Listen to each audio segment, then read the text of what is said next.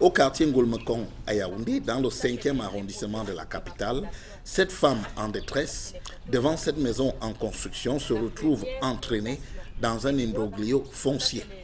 Un jour, on m'appelle pour me dire qu'il y a un monsieur qui est venu avec les gros bras chasser mes techniciens, soit disant que tout le quartier les appartenait, ainsi que mon terrain. Pourtant, elle n'en démord pas et revendique sa propriété sur ce terrain. Je suis une veuve. J'ai acheté le terrain ici en Ngolmekong, à Yaoundé, en 2014. Mon titre foncier est sorti en 2019. Après avoir obtenu mon titre foncier avec morcellement devant le notaire, on a commencé les travaux ici. De guerre lasse, elle a donc décidé de faire valoir ses droits en faisant arrêter les travaux qui y ont cours. En face, le présumé nouvel acquéreur a fait venir les forces de l'ordre. La primo-acquéreuse dénonce alors celle qui, à ses yeux, tente d'usurper son bien. Apparemment, ils ont vendu mon terrain à une magistrate. Et la magistrate, elle s'appelle Madame Menge Bikoro. C'est elle qui a acheté.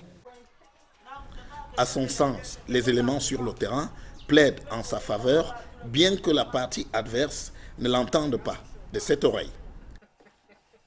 Elle m'a dit qu'elle n'arrêtait pas les travaux. Je lui ai dit, madame, si vous voulez qu'on aille à l'amiable, si on doit aller à l'amiable, faites d'abord les arrêts de vos travaux. Parce que quand je viens sur le site, je trouve que vos techniciens sont là, en train de continuer les travaux. Moi, ça ne me plaît pas. Là où il y a ma fondation, elle a fait sa fondation à l'intérieur.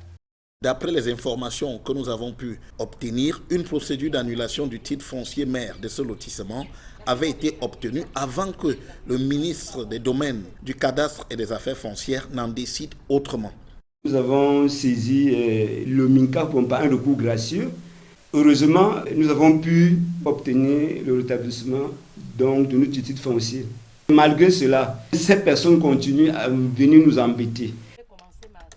Face au désaccord persistant entre les parties, la magistrate mise en cause, refusant d'arrêter les travaux, elle explique attendre une autre décision du ministre des Domaines, du Cadastre et des Affaires foncières qu'elle a saisi.